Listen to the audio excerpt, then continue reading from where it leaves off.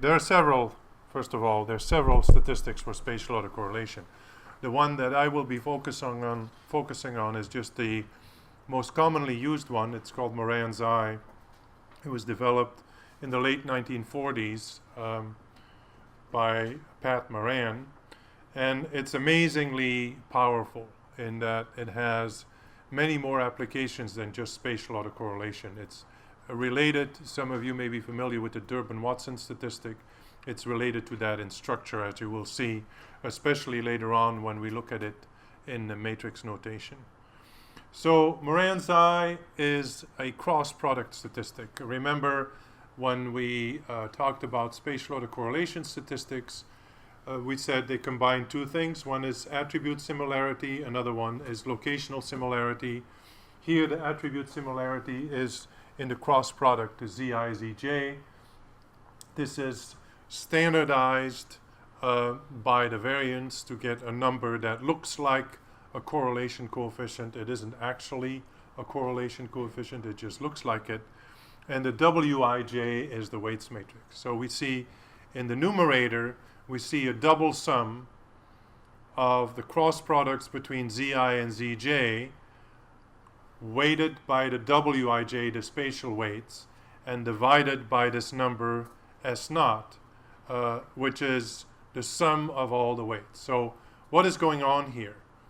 I mean, at first sight, it looks like this is a lot of cross products over I and over j. In effect, that's not the case, because most of these Wij's will be zeros. So then their cross products don't get counted. So you only count the ones in some sense where the Wij is non-zero. How many of those are there, roughly put, is the sum of the weights. That's the S0. So what we have in the numerator of the numerator is a sum of cross products for neighbors divided by, roughly speaking, how many neighbors there are. And this is then standardized by a variance estimate. So that's why it's similar to a correlation coefficient, which is a covariance, divided by two standard deviations, which is, if it's an autocorrelation, that's the same as the variance because they're the same. And typically, it doesn't have to be, but typically Morans I, in a strict sense, is computed for deviations from the mean. Why do I say it doesn't have to be? Because this is a very general cross-product statistic, and you can actually construct a statistic without doing the standardization, just taking the cross products, and you can carry out inference for that as well. This is called a gamma statistic or general cross-product statistic, which is a very generic class of statistics for spatial autocorrelation. I really don't want to spend too much time on this because this is just getting you up to speed, but you should be aware that there are many other spatial autocorrelation statistics. We take Morans I because it's the most common one. So you see the scaling factors have to do with, on the one hand, the number of observations to scale the variance, on the other hand, the number of cross products to scale the Wij, Zi, Zj. And that's why the numbers that you end up with end up looking like correlation coefficients in the sense that they're less than 1. Inference for Morans I is very complicated. Basically, you can think of this as a branch. You can choose analytical versus computational. When you take analytical, you can take exact or approximate. When you take approximate, you can take normal or randomization. So there's this whole branching thing.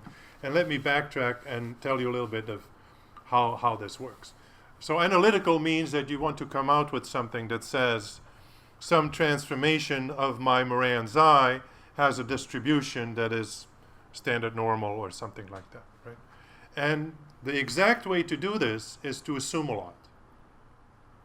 If you assume that your variates are random or normal variates or Gaussian variates, then you have a lot of structure. Then the null hypothesis of spatial randomness is in essence uncorrelated normal random variables. And then this becomes an exercise in figuring out what is the distribution, and I actually had this in grad school as an assignment. You know, what is the distribution of this function of random variables? Zi is a random variable with a normal distribution.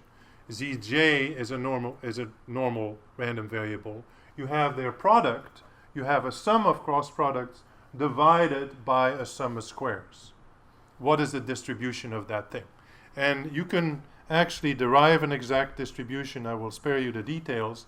Basically, what you need is the eigenvalues of the weights matrix and of the x, if you the variable itself. So the exact distribution depends on the variable and on the weights matrix, but it can be derived. It's not very practical because for large data sets, computing the eigenvalues becomes prohibitive and also inaccurate, so it doesn't really work for large data sets. Anytime you see eigenvalues, and we'll talk about this on Thursday, you should know that eigenvalue calculations do not work reliably for several thousands and up. I mean, where exactly the line is depends on the structure of the weights matrix, of the structure of the matrix, but you know, 1,000 and higher, you have to become very wary of it. This doesn't mean you can't do it. In fact, you run your program and numbers come out, but these numbers are not the correct eigenvalues. There's too much rounding going on. So it's very, you know, I mean, if you're not familiar with numerical computation, it can be very counterintuitive because you say, well, it works. Look, I have eigenvalues. Well, you have numbers. They're not the eigenvalues. So this is something to be aware of anytime you see a method that relies on the computation of eigenvalues. This is a red flag. You can't apply this for really large data sets. It just doesn't work. The approximation works with a similar logic, but rather than working out the exact distribution, it approximates the distribution. So there's actually two things going on. First, you assume something about the random variable, which we did before too. We assumed it was normal, and then we derived what the distribution was exactly for this ratio of cross products over squares. Now we're again assuming something about the random variable, either that it's normal, but then rather than derive the exact distribution, we're going to approximate the distribution, and it's approximately normal. So again, we use the normal distribution, but in this case, it is not correct, strictly speaking, but it becomes correcter as your sample grows. So in the limit, the approximation is fine. For really small data sets, and these other kinds of data sets we hardly use anymore, but the classic example of Cliff Van Oort is 25 observations. In those kinds of data sets, it does matter, but as you go to hundreds and thousands, it doesn't matter. And the distinction between these two analytical approaches are what you assume about the data. So you either assume a normal distribution, or you assume what we call equal probability or randomization, which is essentially a uniform distribution for the likelihood that a particular value lands in a particular location. So equal probability, this is what we do when we reshuffle the data. That is called randomization.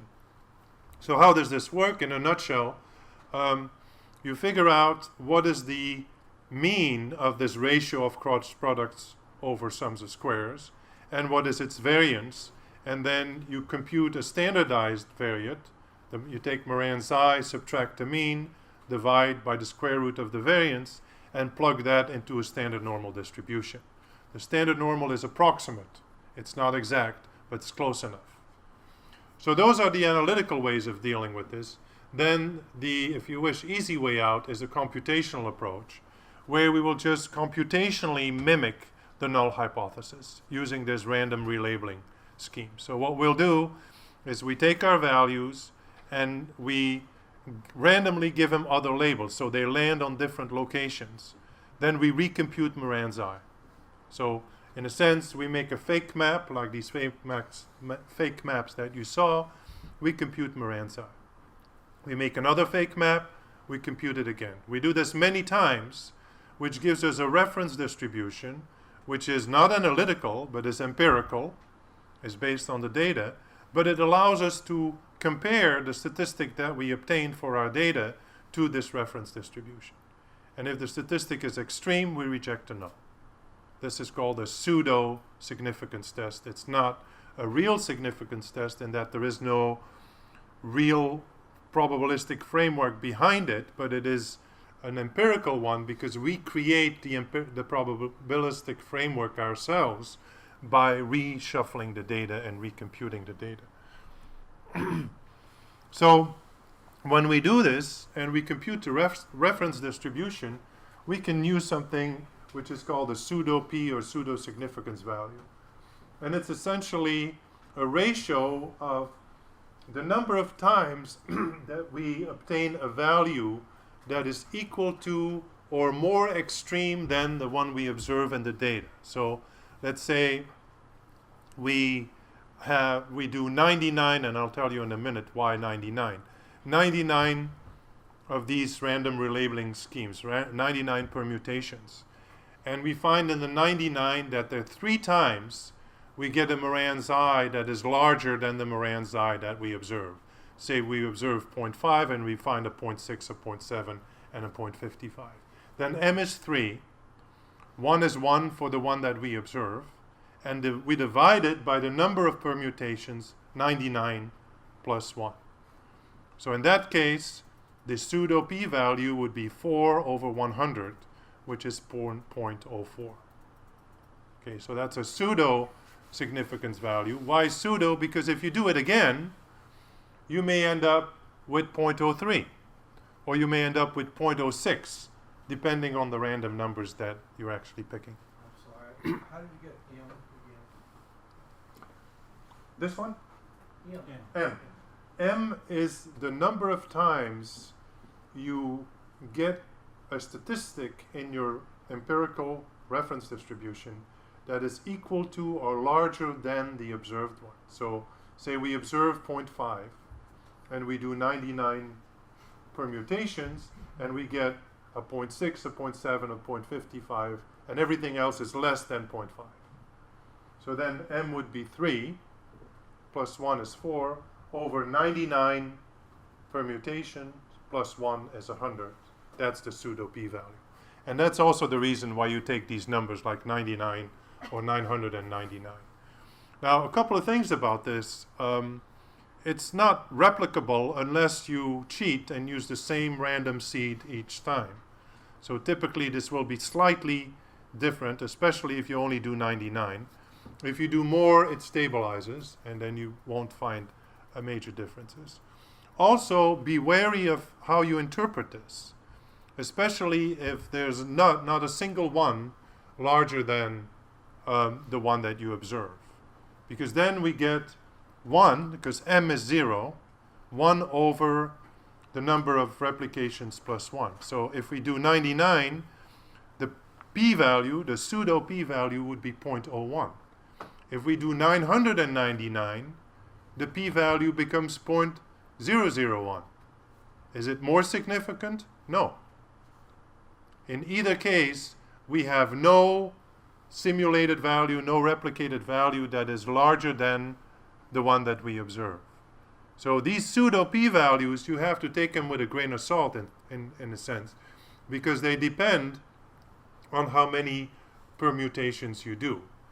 So 0.01 is not necessarily less significant than 0.001, which is counterintuitive if we work in an analytical world, but in a computational world it's not, because it's not really a p-value, it's just an indication of how many of these replicated values are outside of what we have observed in the data. Why not just look at the empirical CDF and Same thing. calculate a p-value from the empirical CDF? Same thing, yeah. So basically you take an empirical distribution and you see where either the cutoff is in that distribution, or you count how many are larger than the one that you observe. In either case, though, it's really important to keep in mind this is not a real p-value. This is a description of the data that you have simulated. It's not tied to a probabilistic model. This is a shortcut. Purists will insist on seeing the full distribution in the non-parametric world. So this is the same picture again that we saw before. On the left is the real Columbus data with a Morans I of 0.48 using, I believe, a Queen's matrix. And then on the right is the randomly reshuffled one. And as by magic, the Morans I statistic is basically 0. And this is another illustration, or at least to me, of how misleading your human perception can be.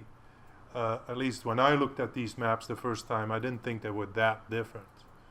Maybe the one on the left is a little bit more clustered than the one on the right, but I wouldn't necessarily think that the one on the right, the one on the left is more clustered. The one on the right is totally spatially random, which it is. So this is an example of the kinds of fake maps that we generate, just like the one for Milwaukee. And then if we put this all together, we get the reference distribution, and this is something that GeoDa does. You see the yellow line on the right is the actually observed Morans I for the data set, and then the distribution, the little histogram-like thing, is the empirical reference distribution. In this case, the pseudo p-value is 0.001. We do 999 random permutations, and you see not a single one comes even close to the observed value that we have for the data. It's not always that way, and if you practice later in the lab, you will have some situations where the yellow line is in the middle of this distribution. Then clearly you would not reject a null of spatial randomness. You really want it to be at the tail. Either one of these tails would work. What's the x-axis? It's just value. So the x-axis is just the magnitude of Morans I that you observe. And so this is a frequency count of Morans I out of the 999 that you get in the random data sets. And this is the one that we actually observed for the map on the left. So in GeoDa, you press on run and you redo this, then you can see how stable this pseudo p-value works, and you'll get a chance to practice this later on this afternoon. So what you do in practice then is not actually use Morans I, and I didn't get a chance to get into some of the analytical detail, but basically Morans I depends on the weights matrix. So for the same data, different weights matrices, you'll have different Morans I. And comparing Morans I between different data sets, which each have their own weight matrices, is basically not the right thing to do. So the Morans I as such has very little comparability. It is basically specific to the weights and the data set that you use. So if you have one Morans I of 0.4 in one map and another one of 0.5 in another map, it doesn't necessarily mean that the map with the 0.5 is more spatially correlated than the map with the 0.4. This is very counterintuitive.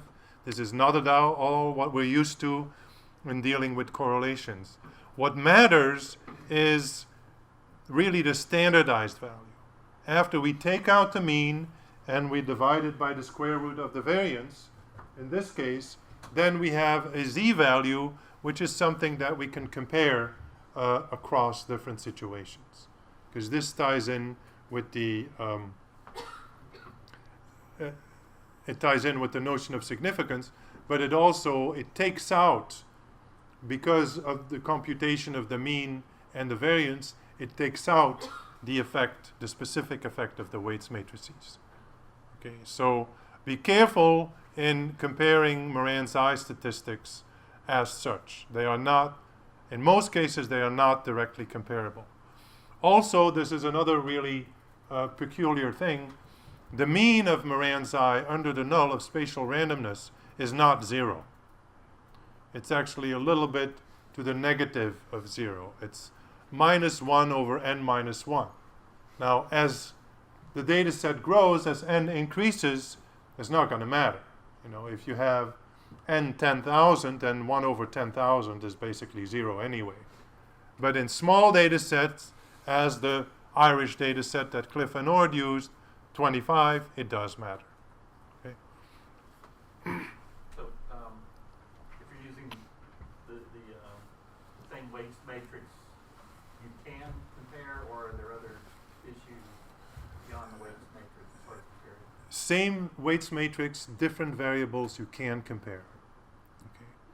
Different weights matrix, same variable, it's not comparable. You have to look at the z-value, because the mean under the null and the variance under the null depend on the w, on the weights matrix. Okay.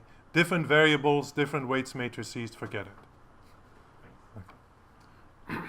So my rule of thumb is always convert them first to z-values, and then those can be, they're comparable because they've been standardized. So how do you interpret this? As I mentioned, use the z-value, because the Morans I itself depends on the weights matrix. Luckily, and you may think, well, why does he put this here? Because some spatial autocorrelation statistics, it's the other way around. So a positive value means negative autocorrelation. For Morans I, because it is a cross-product statistic, it's in the same direction. So if you have a positive Morans I that is significant, it's positive spatial autocorrelation suggesting clustering. If it's a negative Morans I that is significant, then it suggests negative spatial autocorrelation, or more of a competition as checkerboard effect. Why do I keep mentioning in there if it's significant? Because if it's not significant, it's neither. It's just spatially random. Even though it may be positive or negative, it doesn't matter. The sign is irrelevant. It hasn't reached the threshold where you reject the null. So the null holds, null being spatial randomness.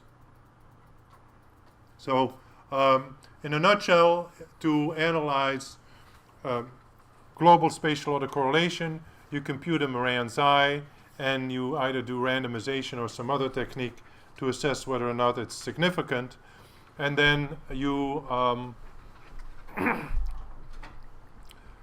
reject the null of spatial randomness and then move on. And the moving on is typically switching to a local approach, local spatial autocorrelation, which then will deal with clusters, no longer with clustering.